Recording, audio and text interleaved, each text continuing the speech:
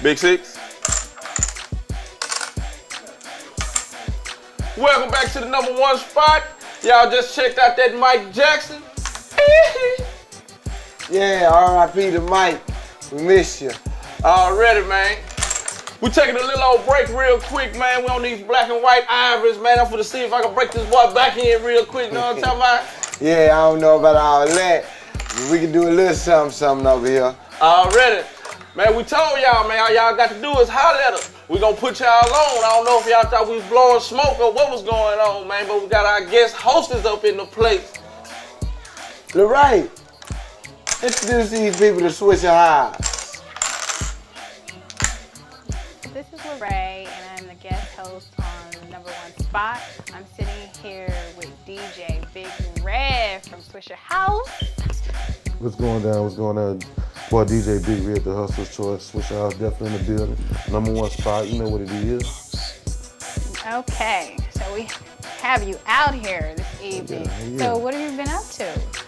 So basically just holding it down for Houston on the underground tip, you know what I'm saying? Even though we got a commercial artist that's banging. Big shout out to my man Paul Wall, you know what I'm saying? He relaxing out there in the LA sun. And then, you know, little Kiki, you know what I'm saying? The Don, everybody familiar with Kiki. You know what I'm saying? They doing their thing. They dropped 2 albums, so we got them circulating, you know what I'm saying, for the commercial. But then, you know, we have a mixtape, you know what I'm saying, everywhere. So, you know, it's always got mixtapes on hitting the street. So we're doing our thing, me and Michael Watts. Big shout out to Michael Watts. You know what I'm saying? That's what's up, that's what's up. So any new projects that you're currently working on? Most definitely. You want to tell the people about? This new project come out every week, for a Swishahouse concern, you know what I'm saying? Okay. I think the last one we dropped was Usual Suspect, has Zero on it, Slim Thug, you know what I'm saying, featuring on that thing. Kiki, Young Red, Lil Young, first Latino Swishahouse. Then we also had the first female, Miss Surreal, Archie Lee, Cool to Bang, you know, just the whole movement. You know. I got a whole other line coming, you know what I'm saying? Under the direction of me and my man Gary. We got this thing called Swisharock, which is it's gonna be a lit Swishahouse where we signing rock bands. We're going in the area of rock. Yeah, so That's what's up. it's a whole different thing. Just keeping it going, keeping it moving. That's cool. So for some of those out there that might not know your legacy, tell them a little bit about who you are and what you do. I mean, you told us that the up-and-coming projects that you're currently working on sound awesome, but tell us the roots, tell us the background, tell us the history. Basically, what started off, I was in the beginning, 1998, when we really just started taking it serious. At first, me and Michael Watts, we first met in '97. I think Watts was like 17, I was 19. He was already doing mixtapes through school. We wound up becoming best friends, and he taught me the business, taught me how to spin and stuff. So we was doing parties together and dropping regular mixtapes. There wasn't no rapping on it.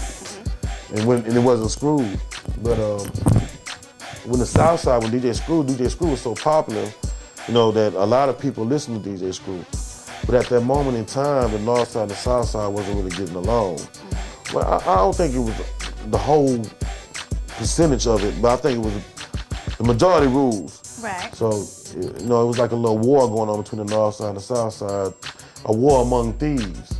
Right. You know what I'm saying, basically, you know what I'm saying? So, up on that note, speaking of thieves, do you want to tell us a little bit of what's going on with you and Mike Jones? oh, well, she shot a slug then. So that was a slug. That was a genuine slug. Oh, no, basically, the Mike Jones you don't situation. have to answer the question, oh, no, you no, know, I have but no problem with here it. at the #1 spot, you know, we try to give the people the news, give them the real news, not what's on. Well, a lot of people read the Houston Post, the Houston Press. You know what I'm saying? They had a big story about it, and I was in the article. Well, I'm the person that found Mike Jones. You know what I mean? You know, he always found himself. I always say, well, how you got found? You know, he was in a strip club. I was DJing at strip club at that moment, and he used to bring his demo every time he come in the door. Finally, I listened to the demo, and it was a particular freestyle on it that I liked, so I started playing it. So I'm the first DJ that ever played Mike Jones. And it got hot, the girls liked it, the customers liked it, then he moved to Harlem Nights. He started giving it out to Harlem Nights DJs and on and on and on and on.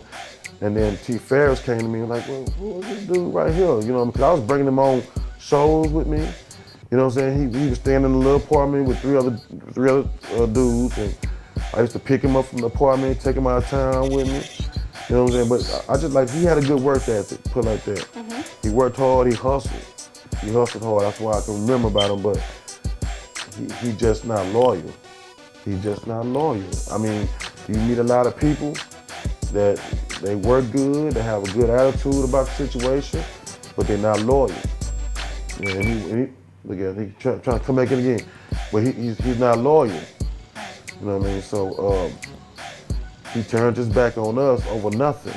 It was something that somebody else said or expressed to him, and he turned his back on us. You know, I remember the day he was in Dallas and he was on the radio, and he break out and said, "Well, I will never say Swishahouse again." And we was like shocked, like, what is going on? What's going on with the dude? What happened to him?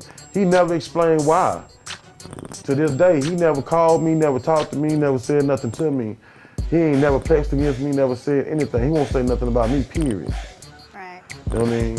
And, you know, I don't know, maybe it's because of the person that I am, or maybe just because he don't want to say nothing about me. But at the same time, the whole thing about it is when you turn your back on people that help you get to where you are, you know what I'm saying, it's a swift trip back down. Definitely. And it's a reality blow to him now. Now he ain't selling records like that no more. Right. Now who you gonna turn to? You can't turn to the people that help you get there, then what you gonna do? Definitely. But I wish the best for you. Mike Jones, if you're looking at this right here, I wish the best for you. You know what I'm saying? I don't wish no bad on nobody, you know what I'm saying? And besides, he's still signed to Swishahouse. Wow, he's still currently He's currently signed still signed to Swishahouse. His name is on the roster of Swishahouse when you look at the paperwork. You hear that, people? He's a Swishahouse artist. So even though he's screaming out, well, he can scream out what he want to scream out. At the end of the day, Swishahouse Records is on those forms. Maybe he'll get it together. Maybe we'll get back together and start making some good music. Maybe not. You know what I mean? But it just you know, you can't find. That's a hard thing to find. I'd rather have somebody loyal around me that ain't got no talent and we can help them get some talent. Than have somebody that got all the talent in the world and not loyal. Definitely. Well, let's move on past that right now. Ooh, Mike Jones, moving along. Well, you heard it here, the #1 spot.